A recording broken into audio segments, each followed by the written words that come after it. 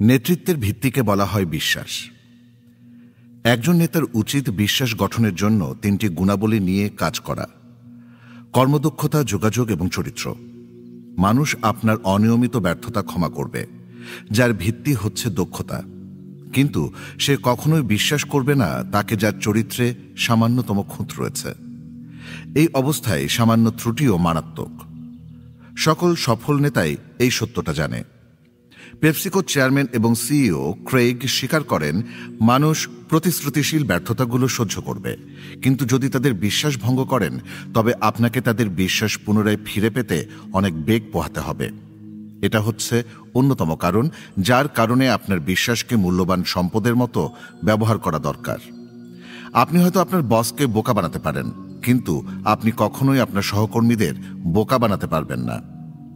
General H Norman সোয়ার্সকপ চরিত্রের গুরুত্ব সম্পর্কে বলেন, নেতৃত্ব হচ্ছে কৌশল এবং চরিত্রের শক্তিশালী মিশ্রণ। আপনি যদি একটি ছাড়া হয়ে থাকেন, আপনি হয়ে পড়বেন কৌশলবিহীন। চরিত্র এবং নেতৃত্বের বিশ্বাসযোগ্যতা সবসময় হাতে হাতে যায়। অ্যাটর্নি হ্যারিগ্যান, AS বিজনেস এবং ইন্ডাস্ট্রিয়াল প্রেসিডেন্ট, বলেন, সর্বদা জাতিসমূহের উত্থান পতনের মূল কারণ হচ্ছে চরিত্র, এবং কেউ একজন নিশ্চিত করেন যে ইতিহাসে আমেরিকাও এই নিয়মের ব্যতিক্রম নয়। আমরা একটি দেশ হিসেবে বেঁচে থাকব না কারণ আমরা আরও দক্ষ বা আরও বেশি পরিণতিশীল, কিন্তু আমরা আশা করি আমরা অভ্যন্তরীণভাবে শক্তিশালী। সংক্ষেপে, শক্তিশালী দেশের অভ্যন্তরীণ ও বহিরাগত বাহিনীর বিরুদ্ধে একমাত্র কার্যকরী শক্তি যা দেশটির পতনের হাত থেকে রক্ষা করে। চরিত্র বিশ্বাসকে সম্ভব করে তোলে এবং বিশ্বাস নেতৃত্বকে সম্ভব করে তোলে। চরিত্র ব্যক্তিত্বে ঐক্য আনে। চরিত্রের সংযোগ অনেকগুলো জিনিস অনুসরণ করে। চরিত্র নেতৃত্বকে দৃঢ়তা এনে দেয়। অভ্যন্তরীণ শক্তি ছাড়া নেতাদের পরিমাপ করা যাবে না, কারণ তাদের কাজ করার ক্ষমতা প্রতিনিয়ত পরিবর্তন হচ্ছে। সাবেক বাস্কেটবল খেলোয়াড় গ্রেট জেরি ওয়েস্ট বলেন, আপনি জীবনে বেশি কিছু করতে পারবেন না যদি আপনি শুধু ওই দিনই কাজ করেন যেদিন আপনার ভালো লাগে। যদি আপনার লোকেরা না জানে যে একজন নেতা হিসেবে তারা আপনার কাছ থেকে কি আশা করে, তবে কিছু কিছু ক্ষেত্রে তারা আপনার নেতৃত্বকে গুরুত্ব দেবে না। যখন একজন নেতার চরিত্র ভালো হয়, মানুষ তাকে বিশ্বাস করে এবং মানুষ তার চিন্তাশীল বিশ্বাসের মাধ্যমে তাদের সম্ভাবনাকে বের করে আনে। 1980 সালের পূর্বে কি ঘটেছিল ভেবে দেখুন। বহু উচ্চপদস্থ খ্রিস্টিয়ান নেতাদের পতন ঘটেছিল তাদের নৈতিকতার অবক্ষয়ের জন্য। ধারাবাহিকতার অভাব তাদের নেতৃত্বদানের ক্ষমতাকে বাধাগ্রস্ত করেছিল। এমনকি এটা দেশের মধ্যে যাজকদের খারাপ চোখে দেখার মতো করে তুলেছিল, কারণ এটা চার্চের সকল নেতাদের সন্দেহজনক করে তুলেছিল, তাদের পূর্বের অর্জনগুলোকে নিষ্ফল করে তুলেছিল। এই সমস্ত ত্রুটিপূর্ণ চরিত্রের নেতারা তাদের নেতৃত্বদানের ভিত্তিকে ধ্বংস করেছিল। যখন আমি নেতাদের নিয়ে ভাবি যারা তাদের চরিত্রকে দৃঢ় করেছিল, যার কথা সবার প্রথমে আমার মনে পড়ে তিনি হচ্ছেন বিল গ্রাহাম। তিনি তার নিজ ধর্মের প্রতি ছিলেন নির্বিশেষ। প্রত্যেকেই তাকে বিশ্বাস করত। কেন? কারণ তিনি প্রায় অর্ধশত বছর ধরে উচ্চতর চরিত্র গঠন করে আসছেন। তিনি তার মূল্যবোধের বাইরে জীবনযাপন করতেন। তিনি কখনোই প্রতিশ্রুতি দিতেন না যদি তিনি তা রক্ষা করতে না পারতেন, এবং তিনি নিজের মতোই নিজের সততাকে প্রকাশ করতেন। কোনো ব্যক্তিকে ক্ষমতায় আনে তার চরিত্র। জন মরলি লক্ষ্য করেন, কোনো মানুষ তার নিজের চরিত্রের সীমাবদ্ধতার বাইরে যেতে পারেন না। এটা আসলে সত্য যখন এটা নেতৃত্বের ক্ষেত্রে আসে। উদাহরণস্বরূপ, হকি কোচ মাইক কিনানকে নেওয়া যায়। 1997 সালের মাঝামাঝিতে পেশাদার হকিতে তাঁর ছিল লক্ষণীয় সাফল্য। 5ম বারের মতো টানা সেশনের শিরোপা জয় করেন, 3য়-বারের মতো প্লে অফ জয়, 6টি বিভাগীয় শিরোপা, 4টি HNL ফাইনাল দেখা এবং 1টি স্ট্যানলি কাপ জেতা। এত প্রশংসনীয় অর্জন করা সত্ত্বেও কেনান কোনো একটা দলের সাথে দীর্ঘমেয়াদী থাকতে ছিলেন অক্ষম। 11.5 সেশনে তিনি 4টি ভিন্ন দলের কোচিং করেন এবং পরবর্তীতে 4র্থ টিম সেন্ট লুইস ব্লু দলের সাথে অত্যন্ত সংযম থাকার পরেও তিনি তার কাজ দীর্ঘ সময় ধরে রাখতে অক্ষম ছিলেন। কেন? স্পোর্টস রাইটার EM সুইফট কিনান সম্পর্কে বলেন, অনিচ্ছা সত্ত্বেও কিনানকে ভাড়া করা ছিল সহজ। সবখানে সে খেলোয়াড় এবং ম্যানেজমেন্টকে বিচ্ছিন্ন রাখত। স্পষ্টভাবে তার খেলোয়াড়রা তাকে বিশ্বাস করত না, এমনকি মালিকও, যে তার দলের জয় লাভবান হচ্ছেন। ক্রেগ ওয়েদার ব্যাখ্যা করেন, আপনি বলে কয়ে বিশ্বাস তৈরি করতে পারবেন না, আপনি ফলাফল অর্জনের মধ্যে দিয়ে এটা তৈরি করতে পারবেন। সবসময় সৎ থাকুন এবং এমন ব্যবহার করুন যাতে আপনার ব্যক্তিত্ব প্রকাশ পায় যাদের সাথে আপনি কাজ করেন। যখন একজন নেতার চরিত্র দৃঢ় হয়, মানুষ তাকে বিশ্বাস করে এবং মানুষ তার সক্ষমতাকে বিশ্বাস করে, যা তাদের সম্ভাবনাকে প্রকাশ করে। এটা অনুসারীদের কেবল ভবিষ্যতের জন্য আশা দেখায় না, এটা তাদের এবং প্রতিষ্ঠানের মধ্যে বিশ্বাস উন্নতি করে। চরিত্রের কারণে ব্যক্তি সম্মানিত হন। যখন আপনি শক্তিশালী হবেন না, তখন আপনি সম্মান অর্জন করতে পারবেন না, এবং সম্মান স্থায়ী নেতৃত্বের জন্য অপরিহার্য। নেতারা কিভাবে সম্মান অর্জন করেন? ভালো সিদ্ধান্ত গ্রহণ করে, তাদের ব্যর্থতাগুলো স্বীকার করে এবং তাদের ব্যক্তিগত কাজকর্ম তাদের অনুসারী এবং প্রতিষ্ঠানের সাথে ব্যয় করে। একজন নেতার ভালো ভালো গুণাবলী তার অনুসারীদের মধ্যে বিশ্বাস তৈরি করে, কিন্তু একজন নেতা যখন বিশ্বাস ভঙ্গ করে, তখন তিনি তার নেতৃত্ব দেওয়ার অধিকার হারান। আমি পুনরায় স্মরণ করছি যে শিক্ষাটা আমার বন্ধু বিল হাইবেলস আমাকে শিখিয়েছিল। বছরে 4 বার সে এবং আমি একটি সেমিনারে পরিচালনা শিখিয়ে থাকি এবং উপলব্ধির মাধ্যমে জীবনকে পরিবর্তন করা। বিল একটি সেশন পরিচালনা করছিল যার নাম দিয়েছিল ভুল নেতৃত্ব থেকে শিক্ষা, এবং সে নেতৃত্বের কিছু ভুলের উপর জোর দিয়েছিল, যেমনটা ভিয়েতনাম যুদ্ধে রবার্ট ম্যানেমা এবং জনসন বাহিনী ভুল করেছিল। প্রশাসনে দুর্বলতা থাকা সত্ত্বেও তারা বহু চ্যালেঞ্জকে গুরুত্ব দিয়েছিল। এটা ছিল একটা ভুলে ভরা সিদ্ধান্ত, এবং জনসন ব্যর্থ ছিল কর্মীদের মধ্যে বিশাল সংঘর্ষ দমন করতে। কিন্তু আমার মতে বিল সেই সভায় সূক্ষ্মভাবে যে জিনিসটি তুলে ধরে তা হচ্ছে আমেরিকান নেতাদের ব্যর্থতা। জনসম্মুখে তারা ভিয়েতনামের সাথে এই ভয়ানক যুদ্ধের ব্যর্থতাকে স্বীকার করে নেয়। আমেরিকান মানুষদের সাথে তাদের বিশ্বাস ভঙ্গ হয়ে যায় এবং ইউনাইটেড স্টেটস চিরদিনের মতো ভিয়েতনাম থেকে বিতাড়িত হয়। কোনো নেতাই তার কর্মীদের সাথে বিশ্বাস ভঙ্গ করতে পারে না এবং তাদের প্রতি আগের মতো ক্ষমতা ধরে রাখতে চায়। বিশ্বাস হচ্ছে নেতৃত্বের মূল ভিত্তি। সাফল্যের সাথে আমার লক্ষ্য ঠিক করব কিভাবে? যা আপনি দেখতে পাচ্ছেন, আপনি শুধু তাই অর্জন করবেন। বিংশ শতাব্দীর অন্যতম কল্পনাপ্রবণ হলেন ওয়াল্ট ডিজনি। তিনি সর্বপ্রথম তৈরি করেন সাউন্ড কার্টুন, কালার কার্টুন এবং সর্বপ্রথম অ্যানিমেটেড ধর্মী দীর্ঘ চলচ্চিত্র। ডিজনির শ্রেষ্ঠ অবদান ছিল ডিজনিল্যান্ড, এবং ওয়াল্ট ডিজনি ওয়ার্ল্ড এবং তার এই উজ্জ্বল কল্পনাশক্তি এসেছিল এক অপ্রত্যাশিত জায়গা থেকে। ফিরে যাওয়া যাক, যখন ওয়াল্টের 2 মেয়ে অল্প বয়সী ছিল, তিনি তাদের লস অ্যাঞ্জেলসের একটি বিনোদনপূর্ণ পার্কে নিয়ে যান শনিবার সকালে। এটা তার মেয়েরা পছন্দ করত, সাথে তিনিও। একটা বিনোদনময় পার্ক হচ্ছে বাচ্চাদের কাছে বেহেশতের মতো, যার পরিবেশ থাকে অসাধারণ। ওয়াল্ট বিশেষভাবে বিমোহিত হয়েছিলেন ক্যারোসেলে। যখন তিনি এটা সামনে দিয়ে যেত, তখন তিনি একটা উজ্জ্বল আলোর অস্পষ্ট প্রতিচ্ছবি চারপাশে ঘোরাঘুরি করতে দেখতেন, সাথে থাকত একটি প্রবল মধুর মিউজিক্যাল সুর। কিন্তু যখন তিনি এটার আরো সামনে এলেন, তখন ক্যারোসেলটি বন্ধ হয়ে গেল। তিনি দেখতে পেলেন যে তিনি পুরোপুরি বোকা। তিনি লক্ষ্য করলেন সেখানে কিছু জীর্ণ শীর্ণ ঘোড়া বাঁধা আছে, যেগুলো ছিল কর্কশ এবং ভাঙা পেইন্টে। কার্টুনিস্ট হতাশ হয়েছিলেন, যা তাকে অনুপ্রাণিত করে একটা বড় লক্ষ্যের দিকে। তিনি তার দৃষ্টিতে একটি বিনোদনপূর্ণ পার্ক দেখতেন, যেখানে তারা তাদের কল্পনাকে হারাবে না। শিশু এবং বৃদ্ধরা আনন্দঘন পরিবেশ উপভোগ করতে পারে, জীর্ণতাবিহীন সার্কাস এবং ঘোরাঘুরি। তার স্বপ্ন হয়ে ওঠে ডিজনিল্যান্ড। যেমনটা ল্যারি টেইলর শুরু করেছিলেন বি অ্যান অরেঞ্জ, ওয়াল্ট তার লক্ষ্যকে সংক্ষিপ্ত করেন, যেখানে ঘোড়াগুলো শুধু ছবিতে সীমাবদ্ধ থাকবে না, ঘোড়াগুলো লাফাবে। লক্ষ্য বিভিন্ন প্রয়োজনীয়তাকে স্পষ্ট করে তোলে। সুদূরপ্রসারী লক্ষ্য হচ্ছে প্রকৃত লক্ষ্য। ইহা ব্যতীত কেউ স্বয়ংসম্পূর্ণ হতে পারে না। যদি এর প্রকৃত মূল্য থাকে, তবে এটা অন্য কোনো কিছু থেকে বেশি কিছু যুক্ত করে তার নিজের সাথে মান যুক্ত করবে। যদি আপনার একটা লক্ষ্য থাকে, তা অন্যদের কোনো কাজে আসবে না। আর্থিকভাবে লাভবান হতে লক্ষ্য আপনাকে সাহায্য করে। লক্ষ্যের অন্যতম একটি মূল্যবান সুবিধা হচ্ছে এটা মানুষকে সংঘবদ্ধ করতে চুম্বকের মতো আকর্ষণীয় এবং চ্যালেঞ্জিং কাজ করে। এছাড়াও এটা আর্থিক এবং অন্যান্য তহবিল সংগ্রহে সাহায্য করে।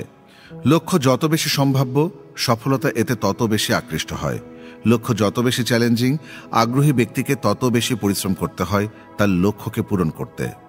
এডউইন ল্যান্ড, পোলারিওদের প্রতিষ্ঠাতা, বলেন, প্রথমে আপনাকে যে কাজটি করতে হবে তা হল মানুষকে অনুভবের সাথে শেখানো যে লক্ষ্য হচ্ছে খুবই গুরুত্বপূর্ণ এবং একই সাথে অসম্ভব, যা সফলদের মধ্যে পৌঁছে গেছে। আপনাকে মনোযোগী শ্রোতা হতে হবে। লক্ষ্য আসে কোথা থেকে? নেতৃত্বের লক্ষ্যকে খুঁজে বের করা খুবই জরুরি।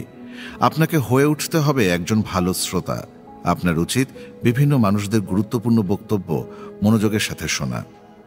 ভেতরের কথা, যেমনটা আমি আগেই বলেছি, লক্ষ্য আসে ভেতর থেকে। আপনি কি জীবনের লক্ষ্য সম্পর্কে জানেন? আপনার হৃদয়ের অনুভূতি? আপনি কি নিয়ে স্বপ্ন দেখেন? যদি আপনি যা চান তা যদি আপনার ভেতরের ইচ্ছা থেকে না আসে, খুব গভীর থেকে আপনি কে এবং কি বিশ্বাস করেন, এই কথাগুলোর উত্তর সঠিকভাবে সম্পন্ন করতে পারবেন না। ব্যর্থতার কথা, গ্রেট আইডিয়াগুলোর অনুপ্রেরণা কোথা থেকে আসে? অতৃপ্ত স্থিতাবস্থা লক্ষ্যের জন্য অন্যতম অনুঘটক। আপনি কি আত্মনির্ভর, কিংবা আপনি কি লক্ষ্য করছেন আপনার চারপাশের পৃথিবী খুব দ্রুত পরিবর্তন হচ্ছে? ইতিহাসে কোনো মহান নেতাকে পরিবর্তনের বিরুদ্ধে যেতে হয়নি। সফলতার কথা, কেউ বিশাল কোনো কাজ একসাথে সম্পন্ন করতে পারেনি। একটা বড় ধরনের লক্ষ্য সম্পন্ন করতে হলে আপনার দরকার একটা ভালো টিম, কিন্তু তার সাথে আপনার দরকার ভালো দিক নির্দেশনা, যিনি নেতৃত্ব প্রক্রিয়ায় আপনার চেয়েও এগিয়ে আছেন। যদি আপনি অন্যদের ভালোভাবে নেতৃত্ব দিতে চান, একজন পরামর্শদাতার শরণাপন্ন হন। আপনার কি কোনো পরামর্শদাতা আছে যিনি যথাসময়ে আপনার লক্ষ্য পূরণে সাহায্য করবে? চিন্তা করুন, আপনি আপনার আশেপাশের পৃথিবীর কি পরিবর্তন দেখতে চান।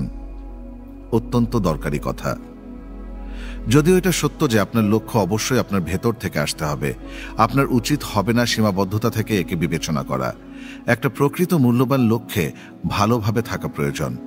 একমাত্র এটাই জানে আপনার পূর্ণ সামর্থ্য। আপনি কি আপনার অতীতে ফিরে তাকিয়েছিলেন যখন আপনি আপনার লক্ষ্যকে খুঁজছিলেন?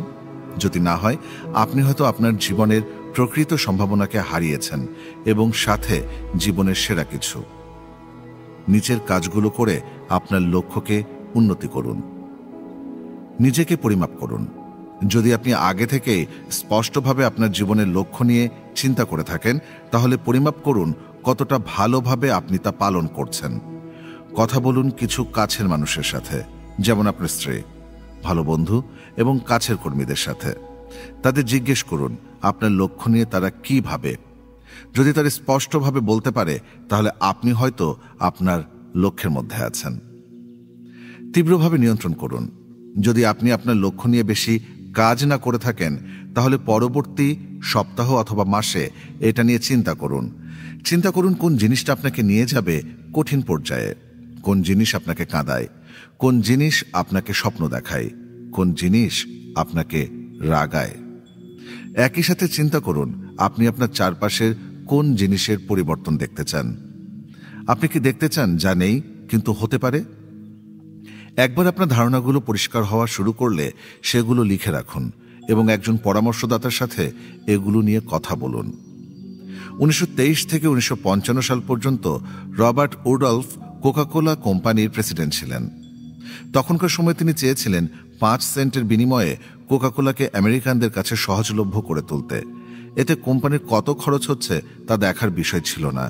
কত বড় সাহসী চিন্তাভাবনা, কিন্তু এটা তার কল্পনার কাছে কিছুই ছিল না। তার জীবনে তিনি চাইতেন পৃথিবীর সকল মানুষ যাতে কোকাকোলার স্বাদ নিতে পারে। যখন আপনি গভীরভাবে আপনার আত্মা এবং হৃদয়ের দিকে নজর দেন, তখন আপনি কি দেখতে পান? তৃতীয় পর্ব, যিনি নেতা হবেন তার প্রভাব। কেন প্রভাবকে গুরুত্বপূর্ণ বলা হয়? প্রকৃত নেতৃত্ব পরিমাপ করার জন্য প্রভাবের প্রয়োজন।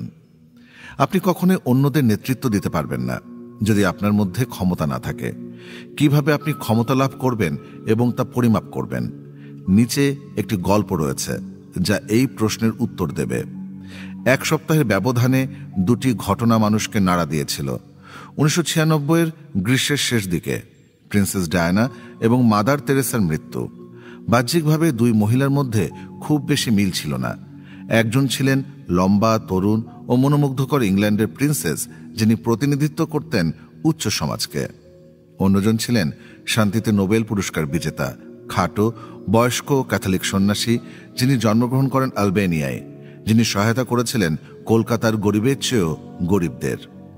অবিশ্বাস্যভাবে তাদের উভয়ের ক্ষমতা ছিল একই রকম। 1996 সালের একটি ভোট, যা প্রকাশিত হয়েছিল ডেইলি মেইলে, প্রিন্সেস ডায়ানা এবং মাদার তেরেসা বিশ্বের কেয়ারিং মানুষ হিসেবে যথাক্রমে প্রথম এবং দ্বিতীয় হন। এমনটা কখনোই হতো না যদি তাদের মধ্যে ব্যাপক হারে ক্ষমতা না থাকত। কিভাবে প্রিন্সেস ডায়ানার মতো একজন মাদার তেরেসার সাথে স্বীকৃত হয়েছিলেন? এর উত্তর হচ্ছে, তিনি তার প্রভাবকে কাজে লাগিয়েছিলেন। ডায়ানা সমগ্র পৃথিবীর প্রতিচ্ছবিকে ধারণ করেছিলেন। 1981 সালে ডায়ানা ছিলেন বিশ্বের মধ্যে সবচেয়ে আলোচিত নারী। যখন তিনি প্রিন্স চার্লসকে বিয়ে করেন, প্রায় 1 বিলিয়ন মানুষ সেন্ট পল গির্জা থেকে টেলিভিশনে তার বিবাহ অনুষ্ঠান দেখেছিল। সেদিন থেকে দেখা গিয়েছিল যে মানুষ তার সম্পর্কে খুব বেশি খবর পেত না। মানুষ তার প্রতি ছিল কৌতূহলী। যিনি ছিলেন একজন সাধারণ কিন্ডারগার্টেনের শিক্ষক। প্রথম দিকে তাকে খুবই লাজুক দেখা যেত এবং যে কোনো অনুষ্ঠানের জনগণের দৃষ্টি থাকত তিনি এবং তার স্বামীর প্রতি। তাদের বিবাহের শুরুতে অনেক সাংবাদিক মনে করতেন একজন রয়্যাল লেডি হিসেবে ডায়ানা তার রাজকীয় দায়িত্ব সঠিকভাবে পালন করতে পারছিলেন না। যা হোক, সময়ের সাথে তিনি তার নতুন দায়িত্বের সাথে মানিয়ে নেন। তিনি বিশ্বের বিভিন্ন অনুষ্ঠানে যোগ দেওয়া শুরু করেছিলেন এবং রাজ পরিবারের প্রতিনিধিত্ব করতেন। তিনি দ্রুতই অন্যদের সহায়তা করাকে তার লক্ষ্যে পরিণত করেন এবং দাতব্য সংস্থার জন্য তহবিল গড়ে তোলেন। এই কাজ করার সময় তিনি অনেকের সাথে গুরুত্বপূর্ণ সম্পর্ক তৈরি করেন, রাজনৈতিক ব্যক্তি, মানবিক সংস্থা, বিনোদনকারী এবং বিভিন্ন প্রদেশের প্রধানদের সাথে। ডায়ানা এইডসের গবেষণার জন্য জনমত গঠন করা শুরু করেন। তিনি এইডসের রোগীদের বিভিন্নভাবে সহায়তা করতেন। তিনি ল্যান্ডমাইন বোমা নিষিদ্ধ করেছিলেন। তিনি প্রভাবশালীও ছিলেন। তিনি বিভিন্ন বিষয় নিয়ে বিশ্ব নেতাদের মনোযোগ আকর্ষণের জন্য গভীর চিন্তামগ্ন থাকতেন। তার মৃত্যুর মাসখানেক আগে তিনি ইউনাইটেড স্টেটে ভ্রমণে যান। অসলো কনফারেন্সে ক্লিন্টনের কর্মকর্তাদের সাথে বৈঠকে বসেন এবং ডিভাইস নিষিদ্ধকরণে তাদের বোঝান এবং কয়েক সপ্তাহ পর তারা তাদের সিদ্ধান্ত পরিবর্তন করেন। ব্রিটিশ রেড ক্রসের টেট্রিক ফুলার বলেন, তিনি যে বিষয়টি তুলে ধরেন তা ক্লিন্টনকে প্রভাবিত করে। তিনি বিষয়টিকে বিশ্ব সমস্যা হিসেবে তুলে ধরেন এবং এ সম্পর্কে কোনো সন্দেহ নেই। নেতার এগিয়ে যাওয়া। শুরুর দিকে ডায়ানার উপাধি তাকে অন্যদের নিকট নিজেকে তুলে ধরতে একটি সুযোগ করে দেয়, কিন্তু কিছুদিনের মধ্যে তিনি নিজেই একজন প্রভাবশালী ব্যক্তি হয়ে উঠেছিলেন। 1996 সালে তিনি প্রিন্স চার্লসের কাছ থেকে ডিভোর্স প্রাপ্ত হন। তিনি তার উপাধি হারান, কিন্তু তার এই সমস্যা তার স্বামী এবং আত্মীয়রা তাকে অস্বীকার করল, তার রাজকীয় উপাধি এবং অবস্থান থাকা সত্ত্বেও। কিন্তু মজার ব্যাপার হচ্ছে, মৃত্যুর পরেও ডায়ানা মানুষকে প্রভাবিত করে যাচ্ছেন। যখন তার অন্ত্যেষ্টিক্রিয়া টেলিভিশন এবং রেডিওতে সরাসরি সম্প্রচারিত করা হয়েছিল, তখন সেটি প্রায় 44টি ভাষায় অনুবাদ করে দেখানো হয়েছিল।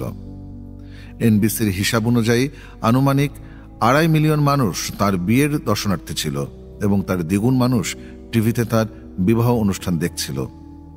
প্রকৃত নেতৃত্ব অর্পিত, নিযুক্ত কিংবা আরোপিত হয় না, এটা আসে ক্ষমতা থেকে। প্রিন্সেস ডায়ানাকে বিভিন্নভাবে বর্ণনা করা যায়, কিন্তু যে শব্দটি আমি একবারে উচ্চারণ করিনি তার প্রতি, তা হচ্ছে নেতা। তবুও তিনি তা ছিলেন। শেষ পর্যন্ত তিনি তা সম্পন্ন করেন, কারণ তিনি ছিলেন একজন প্রভাব বিস্তারকারী এবং নেতৃত্ব হচ্ছে প্রভাবের বেশিও না কমও না। নেতৃত্ব সম্পর্কে 5টি ভুল ধারণা।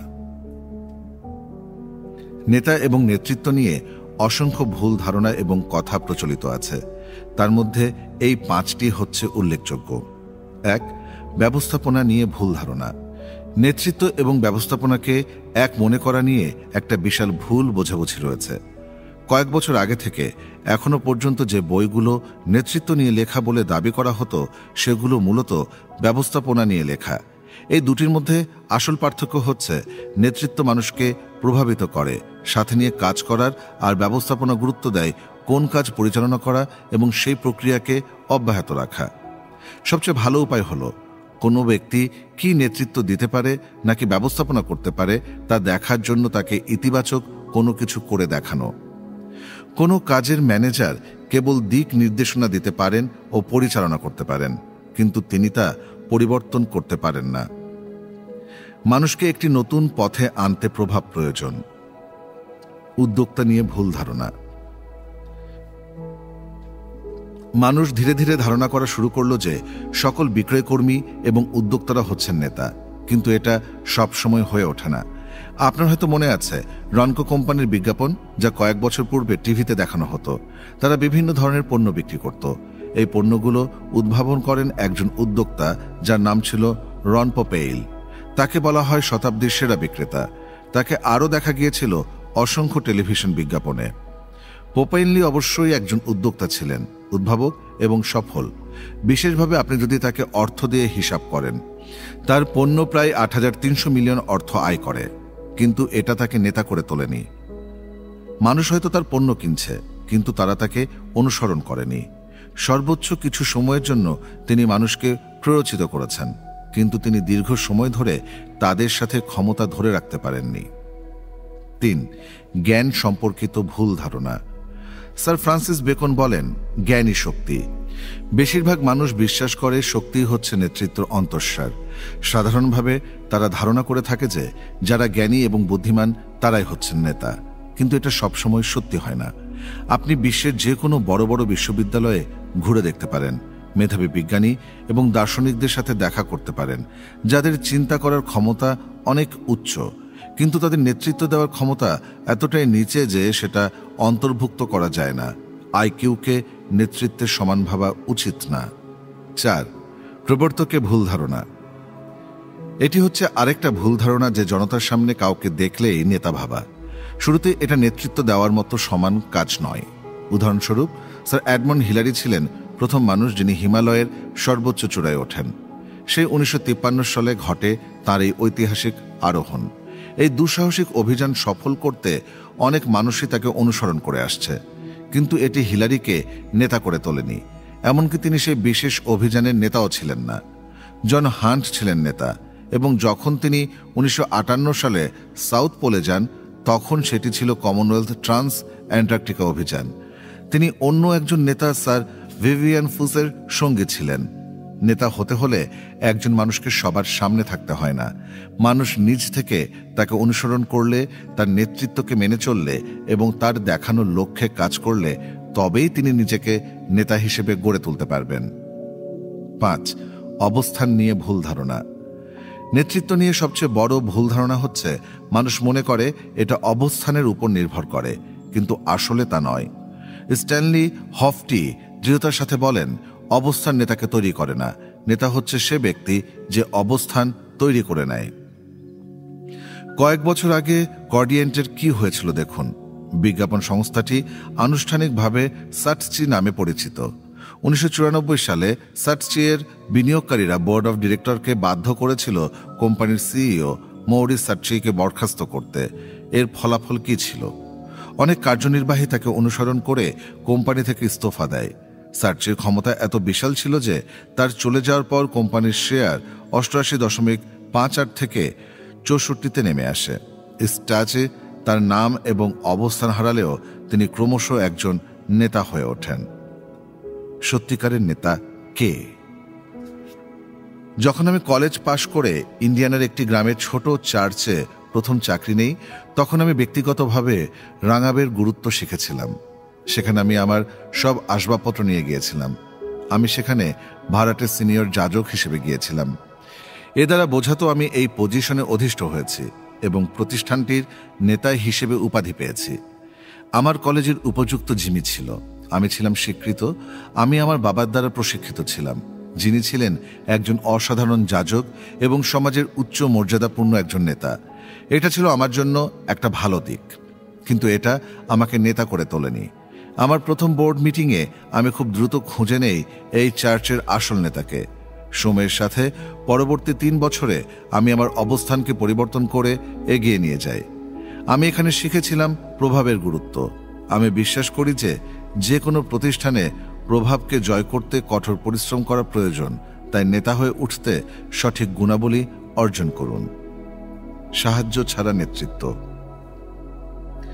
আমি প্রশংসা এবং সম্মান করি আমার কাছের বন্ধু বিল হিবেলসকে, যিনি সাউথ বেরিংটনে উইলোর ক্রেক কমিউনিটির সিনিয়র যাজক, যা নর্থ আমেরিকার অন্যতম বড় চার্চ। বিল বলে যে সে বিশ্বাস করে চার্চ হচ্ছে সমাজের মধ্যে নেতৃত্ব বিকাশের সবচেয়ে ভালো জায়গা। অনেক বিজনেসম্যানকে আমি চিনি যারা এই কথাটি শুনে বিস্মিত হয়, কিন্তু আমি মনে করেছি যা বলেছে সঠিক বলেছে। বিশ্বাসের ভিত্তি কি? অবস্থানকারী নেতৃত্ব স্বেচ্ছাসেবী প্রতিষ্ঠানে কাজে লাগে না। যদি একজন নেতার উদ্দেশ্য সাধনের উপায় কিংবা ক্ষমতা না থাকে তাহলে তিনি ব্যর্থ। অন্য প্রতিষ্ঠানগুলোতে যে ব্যক্তির অবস্থান রয়েছে তার রয়েছে অসাধারণ সুযোগ সুবিধা। মিলিটারিতে নেতারা তাদের পদবি ব্যবহার করতে পারেন। যদি তিনি সবকিছুতে ব্যর্থ হন তাহলে তাকে সাগরে ফেলে দেওয়া হয়। ব্যবসায়ে বসের রয়েছে অসাধারণ সুযোগ সুবিধা, যেমন বেতন এবং ব্যবসায়িক লাভ। যখন তাদের অস্তিত্ব সংকটের মুখে পড়ে তখন বেশিরভাগ অনুসারী কিছুটা সহযোগী হয়ে ওঠে। স্বেচ্ছাকৃত প্রতিষ্ঠানগুলোতে যদি তাদের সাথে নেতার কোনো ক্ষমতা না থাকে তবে তাদের অনুসারীদের বাধ্য করা যাবে না এ পথে আনতে, তাহলে তারা অনুসরণ করবে না। কিন্তু স্বেচ্ছাসেবী প্রতিষ্ঠানে যেমন চার্চে নেতৃত্বের কাজগুলো হয়ে থাকে একমাত্র বিশুদ্ধতার সাথে।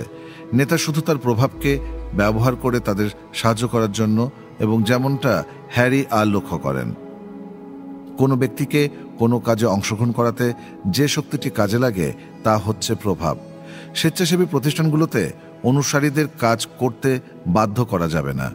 যদি তাদের সাথে নেতার কোনো ক্ষমতা না থাকে তাহলে তারা অনুসরণ করবে না। যদি আপনি একজন বিজনেসম্যান হয়ে থাকেন এবং আপনি যদি আসলে আপনার কর্মীদের নেতৃত্ব দেওয়ার ক্ষমতা পর্যালোচনা করতে চান তাহলে তাদের স্বেচ্ছাসেবী কাজে পাঠিয়ে দিন। যদি তারা মানুষকে তাদের দিকে অনুসরণ করাতে পারে যখন তারা রেড ক্রসে সেবা প্রদান করছে অথবা কোনো এক লোকাল চার্চে কাজ করছে, তখন আপনি বুঝতে পারবেন তাদের মধ্যে আসলেই ক্ষমতা রয়েছে এবং নেতৃত্বের সক্ষমতাও। এটা হচ্ছে নেতৃত্ব নিয়ে আমার প্রিয় উদ্ধৃতি। কেউ যদি মনে করে সে নেতৃত্ব দিচ্ছে কিন্তু কোনো অনুরাগী নেই তাহলে সে শুধু কিছু সময়ের জন্য হাঁটল। যদি আপনি অন্যদের ইনফ্লুয়েন্স না করতে পারেন তবে তারা আপনাকে অনুসরণ করবে না, এবং যদি তারা আপনাকে অনুসরণ না করে তাহলে আপনি নেতা নন। অন্যেরা কে কি বলছে তা দেখার বিষয় নয়। মনে রাখবেন যে নেতৃত্ব হচ্ছে প্রভাব, এর বেশিও না কমও না। ক্ষমতা কেমন করে কাজ করে? প্রকৃত নেতৃত্ব হচ্ছে ব্যক্তিত্ব সম্পন্ন হয়ে ওঠা, যাতে অন্যরা আনন্দের এবং বিশ্বস্ততার সাথে অনুসরণ করে। সমাজবিজ্ঞানীরা আমাদের বলেন যে সমাজের সবচেয়ে অন্তর্মুখী ব্যক্তিটিও সমস্ত জীবনে প্রায় 10,000 মানুষকে প্রভাবিত করে থাকে। এই বিস্ময়কর পরিসংখ্যানটি আমার সাথে শেয়ার করে আমার সহকারী টিম এলমার। টিম এবং আমি এই সিদ্ধান্তে উপনীত হই যে আমাদের মধ্যে প্রত্যেকে একে অন্যকে প্রভাবিত করি এবং একে অন্যের দ্বারা প্রভাবিত হই। প্রভাবকে ছড়িয়ে দেয়া যায়।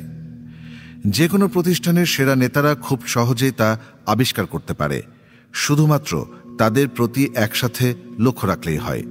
যদি সিদ্ধান্ত নেওয়া হয় যে কে যার মতামত গুরুত্বপূর্ণ দেখা যায়, কে যার ডাকে মানুষ খুব দ্রুত সাড়া দেয়, সবচেয়ে গুরুত্বপূর্ণ বিষয় হচ্ছে কে সে যাকে অন্যরা অনুসরণ করে। রবার্ট ডিলেন সেন্ডার, যিনি হিল অ্যান্ড নল্টনের সিইও, একজন বিশ্বব্যাপী জনসংযোগ সংস্থার প্রতিনিধি, তিনি একটি বই লিখেছিলেন যার নাম দিয়েছিলেন ক্ষমতা এবং প্রভাব। সেখানে তিনি শেয়ার করেছিলেন ক্ষমতার ত্রিভুজ নেতাদের সামনে এগিয়ে যেতে। তিনি বলেন এই ত্রিভুজের 3টি উপাদান হচ্ছে যোগাযোগ, স্বীকৃতি এবং প্রভাব। আপনি সঠিকভাবে কাজ করা শুরু করেন, এটি পরিচালনা করে স্বীকৃতিকে এবং স্বীকৃতি পরিচালনা করে প্রভাবকে। নেতৃত্বের নানান ধাপ। আমরা আমাদের ক্ষমতা এবং নেতৃত্বের সম্ভাবনাকে বৃদ্ধি করতে পারি যদি আমরা নিচের ধাপসমূহ লক্ষ্য করি। সর্বসাধারণের উন্নতি। সম্মান। মানুষ অনুসরণ করে আপনার ব্যক্তিত্বকে এবং আপনি কিসের প্রতিনিধিত্ব করেন। নোট: এই ধাপটি সংরক্ষিত সেই সকল নেতাদের জন্য যারা কর্মী এবং প্রতিষ্ঠানের বিকাশে নিজেকে ব্যয় করে। খুব কম মানুষই এটা অর্জন করতে পারে। যারা ধাপে থাকেন তারা তাদের জীবন থেকেও বড়। পুনরুৎপাদন। এই ধাপে তাদের জন্য যা করেছেন তাতে বিশাল পরিসরে উন্নতি সংগঠিত হয়। ফলাফল: মানুষ আপনাকে অনুসরণ করবে আপনার প্রতিষ্ঠানের জন্য। নোট: মানুষ এই পর্যায়ে সাফল্য অনুভব করতে থাকে যা করেছেন তার জন্য। সম্পর্ক: মানুষ আপনাকে আপনার নির্দিষ্ট কাজের জন্য অনুসরণ করে কারণ তারাও সেটা করতে চায়। অধিকার: আপনার ক্ষমতা আপনার কাজের সীমা থেকে দূরে যেতে পারবে না। যত বেশি আপনি এখানে থাকবেন তত বেশি বিপর্যয় এবং তত কম মনোবল অনুসরণ করে তাদের কাজ করতে হয়। ধাপ 1: অবস্থান। মানুষ অনুসরণ করে কারণ তাদের কাজ করতে হয়। এটা হচ্ছে নেতৃত্বে প্রবেশের প্রাথমিক পর্যায়। আপনার কাছে একটি মাত্র ক্ষমতা রয়েছে, যা আসে আপনার অবস্থান থেকে। যারা এই পর্যায়ে অবস্থান করে থাকে তারা ক্ষমতা পেয়ে থাকে আঞ্চলিক অধিকার স্বরূপ, পূর্বের রীতিনীতি থেকে, একই সাথে ঐতিহ্য এবং প্রাতিষ্ঠানিক কার্যপ্রণালী থেকে। এই জিনিসগুলো খারাপ নয়, যদি না এগুলো প্রতিষ্ঠান এবং প্রভাবের জন্য মূল কারণ না হয়ে থাকে, কিন্তু এগুলো নেতৃত্ব দক্ষতার জন্য দুর্বল উপাদান। একজন মানুষ নিয়ন্ত্রণে থাকে কারণ তাকে হয়তো এই অবস্থানের জন্য নিয়োগ দেওয়া হয়েছে।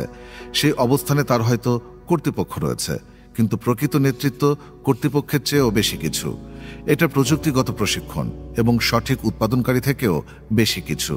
প্রকৃত নেতৃত্ব হচ্ছে ব্যক্তি হয়ে ওঠা যাতে অন্যরা আপনাকে উৎসাহ এবং আত্মবিশ্বাসের সাথে অনুসরণ করে। একজন আসল নেতা জানেন বস হওয়া এবং নেতা হওয়ার মধ্যে পার্থক্য। বস তার কর্মীদের পরিচালনা করেন, নেতা তাদেরকে অনুপ্রাণিত করেন। বস কর্তৃপক্ষের উপর নির্ভরশীল, নেতা নিজের উপর। বস ভয় দেখান, নেতা উৎসাহ দেন ও অনুপ্রাণিত করেন। বস বলেন আমি, নেতা বলেন আমরা। বস ভুলের জন্য দোষারোপ করেন, নেতা ভুলগুলোকে শুধরে দেন। দায়িত্বরত নেতার বৈশিষ্ট্য এটি প্রায় নিয়োগের মাধ্যমে অর্জন হয়ে থাকে। লিও চর্চার একবার এক প্রদর্শনী ম্যাচে প্রথম শ্রেণী ফুটবলে কোচিং করাচ্ছিলেন। সেখানে বড় বড় খেলোয়াড়রা পশ্চিম পাশে খেলছিল। এক উগ্র সমর্থক চিৎকার করছিল এবং লিওকে রাগানোর সর্বোচ্চ চেষ্টা করছিল।